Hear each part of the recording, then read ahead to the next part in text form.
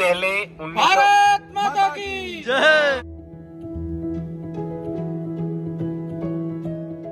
आजादी के पहले सरदार वल्लभ भाई पटेल ने सोचा था। वो कब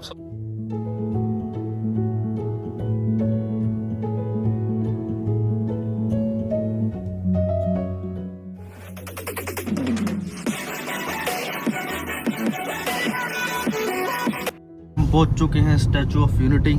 वो हैं हमारे सरदार वल्लभ भाई पटेल जी। यहाँ पे अभी टिकट ले रहे हैं और कैश यहाँ पे बिल्कुल नहीं चलता, डेबिट और क्रेडिट कार्ड ही चलता सिर्फ। जा रहे हैं बस में क्योंकि गाड़ी जा नहीं सकती यहाँ से, टिकट वगैरह लेकर अपना बस में ही जाना पड़ेगा हमें। तो ये बस आ गई है, इसमें आराम से बैठते हैं और घूम के आएंगे स्टैचू ऑफ यूनिटी। फाइनली बस में आ चुके हैं हम और हम जा रहे हैं स्टैचू ऑफ यूनिटी देखने सरदार वल्लभ भाई पटेल की प्रतिमा।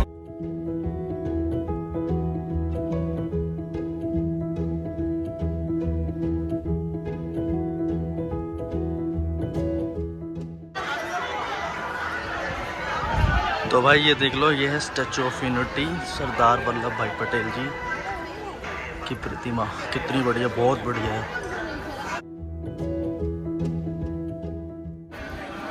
भाइयों इतनी जबरदस्त चीज बना रखी है।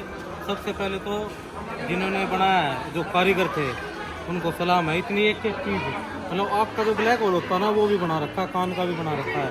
और फिर हमारे देश के प्रधानमंत्री को भी दिल से सैल्यूट है। इतना उनको इतना जबरदस्त काम कर रखा, जबरदस्त। लाइव देखोगे ना तो बस जन्नत है। तो ये देखो भाई, बटन भी देख लो, बिल्कुल साफ दिख रहे हैं।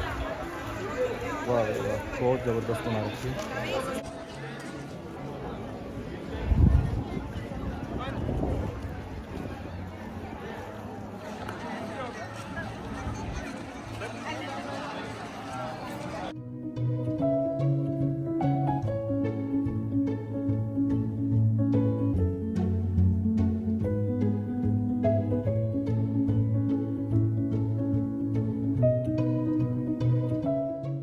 कितने लोग हैं?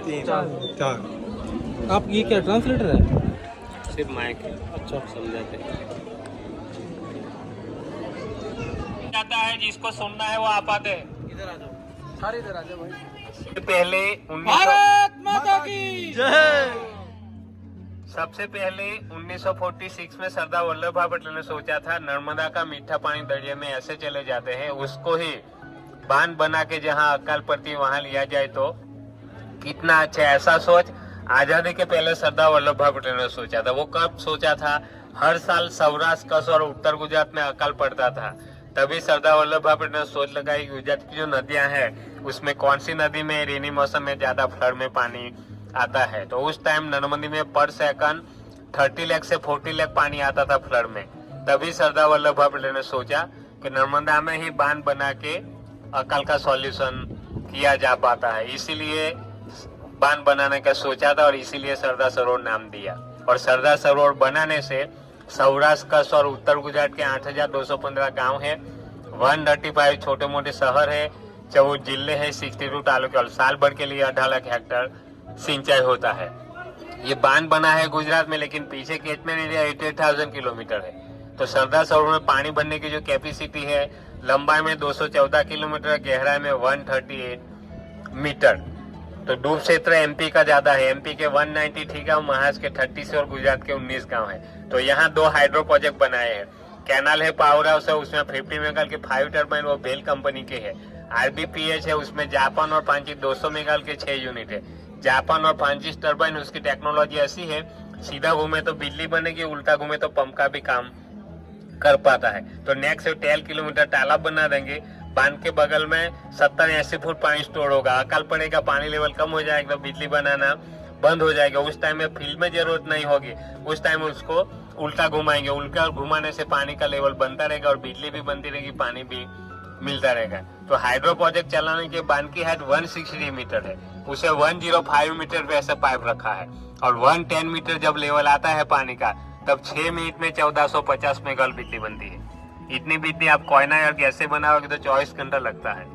तो जो बिजली बनती है उसमें से 57 एमपी को, 27 महाराष्ट्र, 16 गुजरात, मगर पानी 70% ग्रेविटी से गुजरात को मिलता है। ये सारा सोच आजादी के पहले सरदार वल्लभ भाई पटेल ने सोचा था। और जब भी भारत आजाद हुआ तो 562 रजवाड़े बिखरे हुए पड़े थे। सबको समझा के बुझा के सरदार वल्लभ भाई पटेल ने एक भारत एक राष्ट्र बनाया था।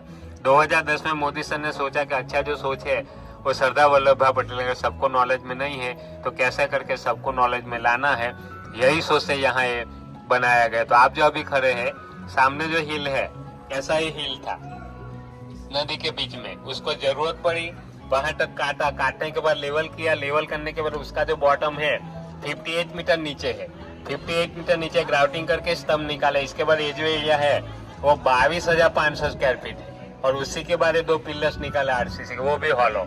टूरिस्ट को यहाँ तक ले जाते हैं और मेंटेनेंस वाले सर तक भी जाते हैं। तो आरसीसी का स्ट्रक्चर है उसमें 70,000 metric ton cement, 18,500 metric ton लोहा, उसी के बाद लास्ट कवर है उसमें 85% कॉपर, 5% जिंक, 5% टिन और 5% लेड, वो 1700 मैट्रिक टन 6,500 पीसेस है। तो पूरी मूर्ति का भी देखा जाए तो 85,000 मैट्रिक टन। फिर भी टेक्नोलॉजी ऐसी बनाई प्रति घंटे 180 की रफ्तार होगी फिर भी हिलेगा नहीं।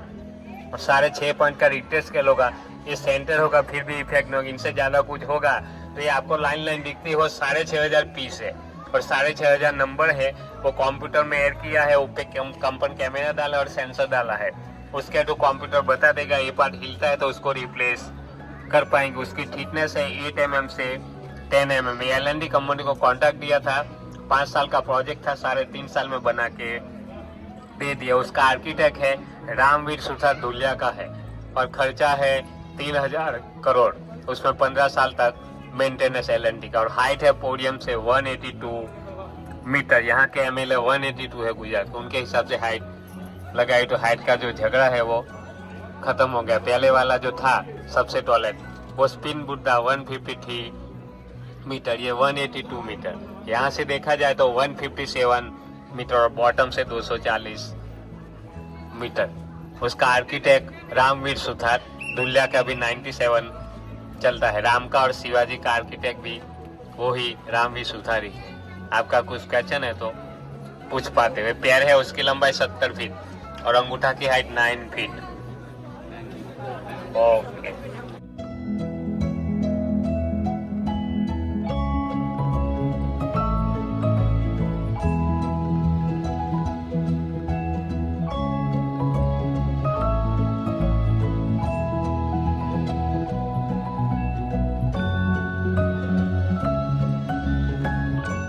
ये है स्टैचू ऑफ यूनिटी के अंदर एग्जीबिशन। इसमें सारा कुछ बता रखा है और सब कुछ दिखा रखा है।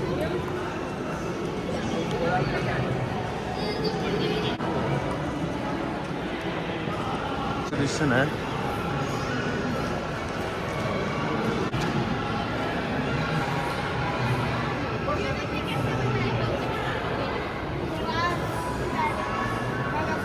देख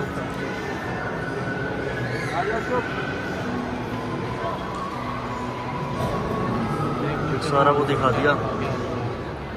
ये देखो भाई, ये सारा ऐसे रेडी हुआ है। वो देख ऐसे होता गया ऐसे।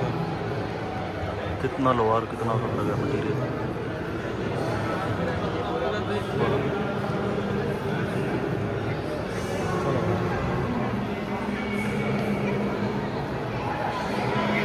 तो ये है भाई एग्जीबिशन। ठीक है, एलिवेटर्स। जड़ विद्युत था दरवाजाમાંથી વિશાળ ટર્બાઇનો પર પાણી ફેંકી વીજળી